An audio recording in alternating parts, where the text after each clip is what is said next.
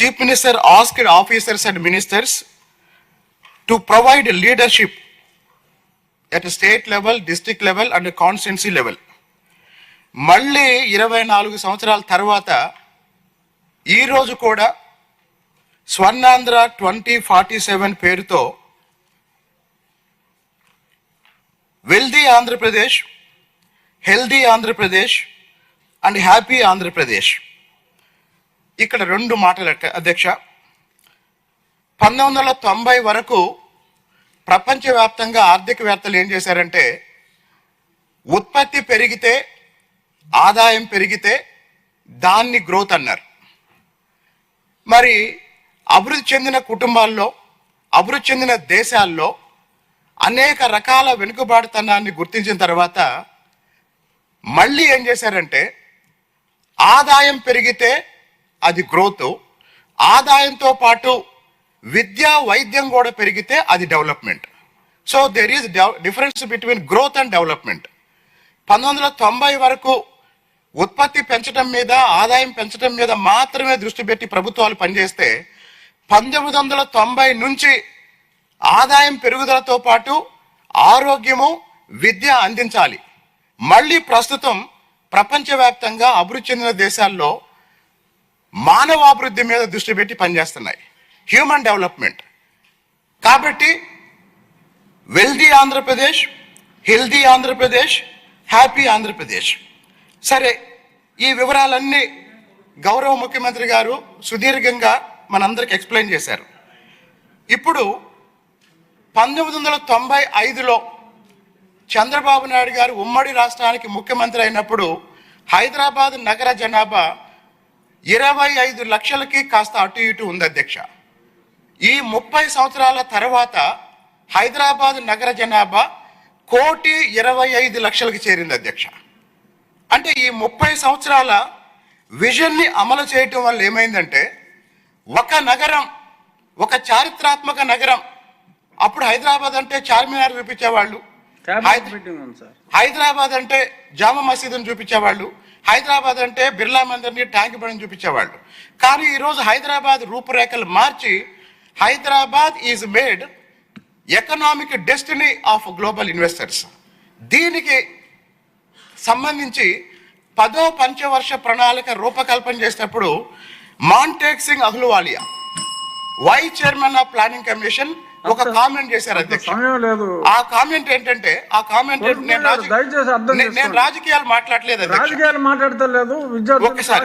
కాబట్టి మాంటేక్ సింగ్ అహ్లూవాలియా చెప్పింది ఏంటంటే, ద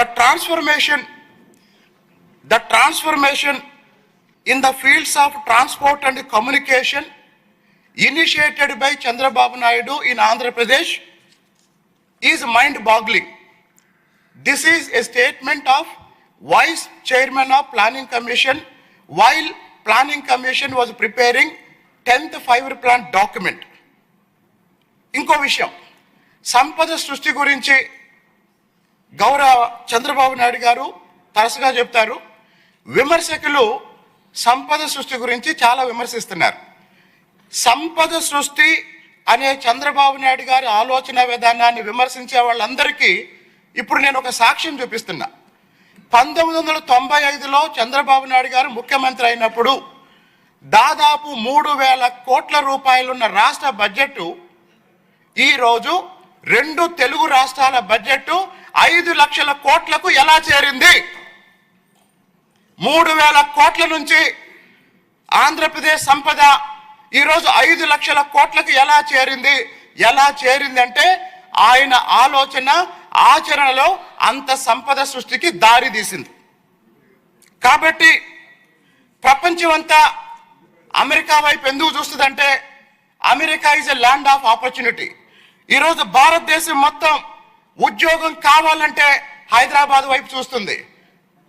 హైదరాబాద్ వైపు ఎందుకు చూస్తుంది అంటే, Hyderabad is made A land of opportunity. మరి దానికి పునాది వేసింది ఎవరు? దానికి కారకులు ఎవరు?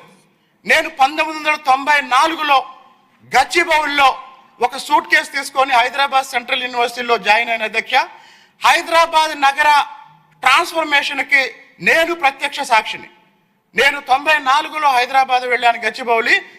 మరుసటి సంవత్సరం చంద్రబాబు నాయుడు గారు ముఖ్యమంత్రి అయ్యారు. ఆ రాళ్ళు రప్పలు ఆఖరికి అధ్యక్ష, హైదరాబాద్ లో మీ ఇల్లు ఉన్నది కూడా బౌల్డర్స్ హిల్స్ లో. బౌల్డర్స్ హిల్స్ అంటే రాళ్ళు రప్పలు. మరి ఇప్పుడు ఆ బౌల్డర్స్ హిల్స్ ఏమైంది? Boulders hills is transformed into global investors destiny. ఈ నేపథ్యంలో ఆఖరి మాట, ఇంత విన్న తర్వాత నాకు వచ్చిన ఒక పెద్ద ప్రశ్న ఏంటంటే, మీ ద్వారా గౌరవ ముఖ్యమంత్రి గారికి నా ప్రశ్న ఏంటంటే, సార్ ఈ 30 సంవత్సరాల్లో మీ ఆలోచనలో వచ్చిన మార్పులేంటి? సమాజంలో వచ్చిన మార్పులేంటి? ప్రజల్లో వచ్చిన మార్పులేంటి? ఈ ప్రశ్నలకి నా కారణం ఏంటంటే, విజన్ 2020 గురించి మాట్లాడటం ప్రారంభించాక, విజన్ 2020 గురించి అమలు చేయటం ప్రారంభించిన తర్వాత, రాష్ట్ర ఆర్థిక పరిస్థితి పూర్తిగా మారిన తర్వాత 5 ఎన్నికలు జరిగాయి. 2004, 9, 14, 19, 24. మరి ఒక పక్కన 3,000 కోట్ల రూపాయల బడ్జెట్ ఉన్న 3,000 కోట్ల రూపాయల నుంచి 2 రాష్ట్రాలు కలిపితే ఈరోజు 5 లక్షల కోట్లు అయింది. కానీ 2 తెలుగు రాష్ట్రాల ఆర్థికాభివృద్ధికి ఇంత పటిష్టమైన పునాది వేసిన ఒక నాయకుడు రాజకీయంగా 3 సార్లు ఓటమి ఎదుర్కోవటం ఈ సమాజం ఆ నాయకుడికి ఏమిచ్చిందో కూడా నేను తెలుసుకోవాలనుకుంటున్నాను అధ్యక్ష.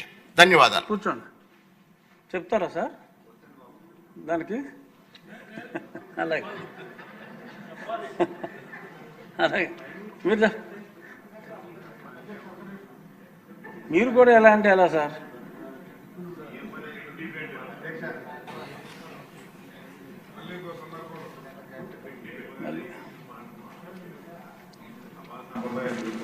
అధ్యక్ష, ఇంకా చాలా మందికి చాలా ఆలోచనలు ఉన్నాయి, చెప్పాలని. కేబినెట్ మీటింగ్ కూడా ఉంది. అదే అధ్యక్ష, కేబినెట్ మీటింగ్ కూడా ఉంది. ఇప్పుడే బుచ్చయ్య చౌదరి గారు సుదీర్ఘ అనుభవం రాజకీయాల్లో ఉంది. ఆయన అబ్జర్వేషన్స్ కూడా ప్రపంచం మొత్తం స్టడీ చేసిన తర్వాత ఆయన అబ్జర్వేషన్ చెప్పారు. ఏదైనా సాధ్యం, అది సాధ్యమైంది సాధ్యమని అనుకోవడానికి ఇప్పుడే శ్రీనివాస్ గారు చెప్పారు, తిరువురు ఎమ్మెల్యే. మన దగ్గర కొన్ని ప్రూఫ్ ఆఫ్ కాన్సెప్ట్స్ ఉన్నాయి. Hyderabad is a proof of concept. ఎన్నేళ్ళు మొత్తం కలిసి 25 ఏళ్ళు కూడా కాలేదు. అంటే మనం స్టార్ట్ అయ్యింది 95లో స్టార్ట్ చేసాం. ప్రిపరేషన్ అవన్నీ అయిన తర్వాత కొద్దిగా పికప్ అయ్యింది. అక్కడి నుంచి విజన్ డాక్యుమెంట్ తయారు చేసాం. అనేక సంస్కరణలు కానీ అనేక ఇనిషియేటివ్స్ తీసుకున్నాం. మనకు వచ్చింది కూడా ఆర్థిక సంస్కరణ వచ్చింది 91. టెక్నాలజీ రెవల్యూషన్ వచ్చింది early 90s. Internet revolution bill gates innovate చేసింది 91, 92 ఆ ప్రాంతంలో వచ్చాడు. మనం 95 నుంచి మనం కూడా స్టార్ట్ చేసాం. ఇక్కడ ఎందుకు ఈ విషయాలన్నీ ఆలోచించినప్పుడు అధ్యక్ష, మనం కూడా గుర్తుపెట్టుకోవాల్సింది, మన ప్రజలకు ఏం చేయాలని మనం ఆలోచించినప్పుడు ఒక పబ్లిక్ పాలసీస్ క్రియేట్ చేసే అవకాశం మనందరికీ ఉంది. ఇక్కడ ఉండే చట్టసభలో ఉండే మీకు అందరికీ ఉంది. ప్రజలకు ఇది మంచిది, P4 మంచిది, ఈరోజు ఇక్కడ అమలు చేసే పరిస్థితికి వస్తాం. విజన్ డాక్యుమెంట్ తయారు చేస్తాం. ఇందులో కొన్ని పాలసీలు తీసుకురావాలంటే